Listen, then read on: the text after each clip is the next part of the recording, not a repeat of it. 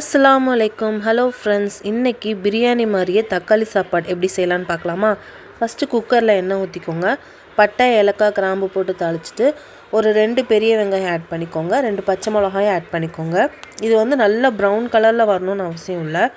கொஞ்சம் கலர் மாறினோடனே நம்ம சின்ன வெங்காயம், இஞ்சி, பூண்டு 3மே சேர்த்து நம்ம பேஸ்ட் பண்ணி வச்சுருக்கேன். ஸோ அதை ஒரு 3 ஸ்பூன் ஆட் பண்ணிக்கலாம். இஞ்சி பூண்டு பேஸ்ட்டு போட்டதுக்கப்புறம் நல்லா கொஞ்சம் பச்சை வாசம் போகிற வரைக்கும் நல்லா கிளறி விட்டுக்கலாம். அதுக்கப்புறம் garam masala 1 table spoon add பண்ணிக்கோங்க. அதையும் ஆட் பண்ணி ஒரு மிக்ஸ் பண்ணிவிட்டு வரமிளகாத்தூள் இருக்குது பார்த்திங்களா, அது நம்ம காரத்துக்கு தகுந்த மாதிரி ஆட் பண்ணிக்கலாம். நான் இங்கே ஒரு 1.5 ஸ்பூன் ஆட் பண்ணேன். வரமிளகாத்தூள் ஆட் பண்ணிவிட்டு நல்லா மிக்ஸ் பண்ணி விடணும். அந்த எண்ணெயிலே பார்த்திங்கன்னா அந்த கலர் நல்லா உங்களுக்கு இறங்கும். ஸோ அப்போ ரைஸும் நம்மளுக்கு நல்லாயிருக்கும். அதை ஆட் பண்ணதுக்கப்புறமா கொத்தமல்லி, புதினா 2மே ஆட் பண்ணிக்கோங்க.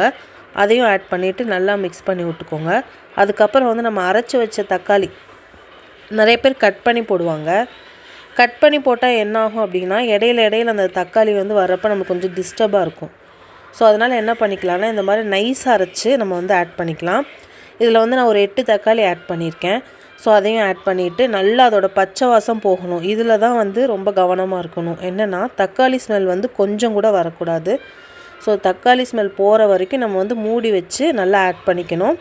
அதுக்கப்புறம் உப்பு ஆட் பண்ணிக்கலாம். ஸோ இப்போ பார்த்திங்கன்னா நல்லா எண்ணெய் பிரிஞ்சு வந்துருச்சு. எண்ணெய் பிரிஞ்சு வந்தோடனே நம்ம சாப்பாடுக்கு எத்தனை டம்ளர் அரிசி வைப்போமோ ஸோ அத்தனை அதுக்கேற்ற தண்ணி வச்சுட்டு நம்ம உப்பு, புளிப்பு எல்லாம் கரெக்டாக இருக்கான்னு செக் பண்ணிக்கலாம். இங்கே நான் 2 டம்ளர் அரிசிக்கு 5 டம்ளர் தண்ணி ஊற்றினேன்.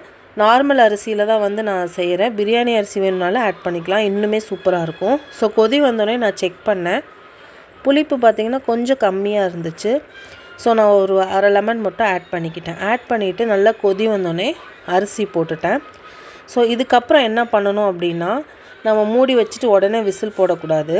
நல்லா கிளறி விட்டே இருக்கணும். ஒரு 5 மினிட்ஸ்க்கு ஒருக்கா எடுத்து நம்ம கிளறி விட்டுட்டே இருக்கணும். அரிசியும் தண்ணியும் ஒரே சம அளவு வந்தோடனே நம்ம ஒரே விசிலில் போட்டு இறக்கிடலாம். ஸோ இறக்கிட்டோம்னா சூப்பராக தக்காளி சாதம் ரெடி ஆயிரும். அதுக்கப்புறம் காலிஃப்ளவர், அதுக்கு சைடிஷ் காலிஃப்ளவருக்கு நான் என்னென்ன ஆட் பண்ணியிருக்கேன் அப்படின்னா, ஃபஸ்ட் நம்ம சுடுதண்ணியில் போட்டு எடுத்துருவோம் பார்த்திங்களா. அதுக்கப்புறம் சில்லி சிக்கன் மசாலா இருக்குது பார்த்திங்களா, அதை ஆட் பண்ணிக்கோங்க. அதை ஆட் பண்ணிவிட்டு உப்பு கொஞ்சமாக ஆட் பண்ணிக்கணும், ஏன்னா அதிலே உப்பு இருக்கும். இஞ்சி பூண்டு பேஸ்ட்டை ஆட் பண்ணிவிட்டு கார்ன்ஃப்ளவர் மாவு, மைதா, அரிசி மாவு 3மே ஆட் பண்ணணும். நான் கார்ன்ஃப்ளவர் மாவு இல்லாதனால நான் அதை மட்டும் ஆட் பண்ணலை. புளிப்புக்கு தயிர் ஆட் பண்ணியிருக்கேன். லெமன் வேணும்னாலும் நம்ம ஆட் பண்ணிக்கலாம். ஸோ இதெல்லாமே ஆட் பண்ணிக்கலாம். அதுக்கப்புறம் கொஞ்சமாக சோயா சாஸும் கொஞ்சம் கஸ்தூரி மேத்தி இருக்குது பார்த்திங்களா, அதையும் நம்ம சேர்த்துட்டு நல்லா மிக்ஸ் பண்ணணும். ஏன்னா அந்த உப்பு அதெல்லாமே எல்லா காலிஃப்ளவர் கூடயும் கோட் ஆகணும் பார்த்திங்களா. இந்த மாதிரி நல்லா மிக்ஸ் பண்ணி வச்சுக்கணும். இது எதுக்கு கொஞ்சோன்னு மட்டும் எடுத்திருக்கேன் பார்த்திங்கன்னா, என்னோடய சின்ன பொண்ணு சுத்தமாக காரம் சாப்பிட மாட்டாங்க. ஸோ உங்கள் வீட்லேயும் காரம் சாப்பிடாமல் குழந்தைங்க இருக்காங்க, அவங்களுக்கும் இந்த வெஜிடபிள்ஸ் கொடுக்கணும் அப்படின்னா ஒன்றுமே பண்ண வேணாம். வெறும் இஞ்சி பூண்டு பேஸ்ட்டு, தயிர், கொஞ்சம் அரிசி மாவை மட்டும் ஆட் பண்ணிவிட்டு கொஞ்சம் கரம் மசாலா மட்டும் ஆட் பண்ணிக்கோங்க. ஆட் பண்ணி நம்ம மிக்ஸ் பண்ணி வச்சு நம்ம ஃப்ரை பண்ணி கொடுத்துடலாம். ஸோ காரமாகவும் இருக்காது, அவங்களும் நல்லா விரும்பி சாப்பிடுவாங்க. அதையும் பண்ணி ஒரு பக்கம் நான் வச்சுட்டேன். அதுக்கப்புறம் நம்ம சாப்பாடு பார்க்கலாம். பார்த்திங்கன்னா நல்லா கொதிச்சிட்ருக்கு.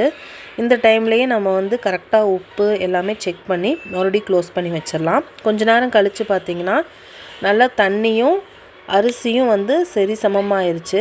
இந்த டைமில் நம்ம என்ன பண்ணலாம் அப்படின்னா, விசில் போட்டுடலாம். விசில் போட்டு ஒரே விசிலில் நம்ம இறக்கிடலாம். ஏன் நம்ம இந்த மாதிரி ஸ்டேஜில் விசில் போடுறோம் அப்படின்னா, நம்ம கிளறி விட்டுட்டே இருக்கும்போது எல்லா அரிசிலையுமே மசாலாவும் அந்த கலரும் நம்மளுக்கு ஸ்ப்ரெட் ஆயிரும். இப்போ வெறும் போட்டோன்னே நீங்கள் விசில் போட்டிங்கன்னா அடியிலெல்லாம் சாப்பாடாக இருக்கும், மேலே மட்டும் பார்த்திங்கன்னா கலராக இருக்கும். மிக்ஸ் பண்ணி வரக்குள்ளே உங்களுக்கு சாப்பாடு குழஞ்சிரும். ஸோ அந்த ரீசன் தான். மறுபடியும் சின்ன குக்கரில் என்ன செய்கிறேன்னு பார்க்கலைங்களா. இதுவும் உங்கள் வீட்டில் இருக்க சின்ன குழந்தைங்களுக்கு கண்டிப்பாக யூஸ்ஃபுல்லாக இருக்கும். நான் என்னோடய சின்ன பொண்ணுக்கு தனியாக பிரியாணி செய்கிறேன். இது பிரியாணி அரிசியில் தான் செய்கிறேன். ஸோ ஒன்றுமே இல்லை, எண்ணெய் ஊற்றிக்கோங்க, கரம் மசாலா கொஞ்சம் ஆட் பண்ணிக்கோங்க, வெங்காயம், மல்லி, புதினா, இஞ்சி பூண்டு பேஸ்ட்டு, தக்காளி அதே மாதிரியே ஒரு பெரிய தக்காளி இருந்தால் அரைச்சி சேர்த்திக்கோங்க. கொஞ்சோண்டு தயிர் இருந்தால் ஆட் பண்ணிக்கோங்க. ஆட் பண்ணிவிட்டு கொஞ்சமாக மிளகாத்தூள் போட்டுட்டு அளவு தண்ணி ஊற்றி நம்ம அதே மாதிரி தண்ணியும் சாப்பாடும் ஒரே மாதிரி வர்றப்ப ஒரே விசில் போட்டு இறக்கிட்டிங்கன்னா சூப்பரான ப்ளைன் புலாவ் வந்து ரெடி ஆயிரும். இப்போ பார்த்தீங்கன்னா இந்த கப் இருக்குல்ல, இதில் வந்து 1 கப் அரிசி ஆட் பண்ணியிருக்கேன். அதில் வந்து 1.5 கப் தண்ணி ஆட் பண்ணிவிட்டு நான் சொன்ன மாதிரி அரிசியும் தண்ணியும் லெவலாக வரப்போ விசில் போட்டிங்கன்னா சூப்பராக உங்களுக்கு சாப்பாடு ரெடி ஆயிரும். ஸோ இப்போ வாங்க தக்காளி சாப்பாடு ஒரு விசில் விட்டு இறக்கியிருக்கேன், எப்படி இருக்குது நம்ம வந்து பார்க்கலாம். ஸோ இப்போ பார்த்தீங்கன்னா ஓப்பன் பண்ணியாச்சு. கொஞ்சம் கூட குலையவே இல்லை, உங்களுக்கு பார்த்தாலே தெரியும். ரொம்பவே நல்லா இருந்துச்சு. ஸோ நம்ம வந்து லைட்டாக மிக்ஸ் பண்ணி விட்டால் போதும். ஏன்னா எல்லா சாதத்துலேயும் கண்டிப்பாக வந்து மசாலாவும் அந்த கலரும் வந்து மிக்ஸ் ஆகிருக்கும். ஸோ அதனால் நம்ம போட்டு ரொம்ப மிக்ஸ் பண்ணணும்னு அவசியம் இல்லை, ஜென்டலாக மிக்ஸ் பண்ணி எடுத்துக்கலாம். ஒரு சைடு முட்டையும் வேக போட்டு அதை ஃப்ரை பண்ணி நான் வச்சுட்டேன்.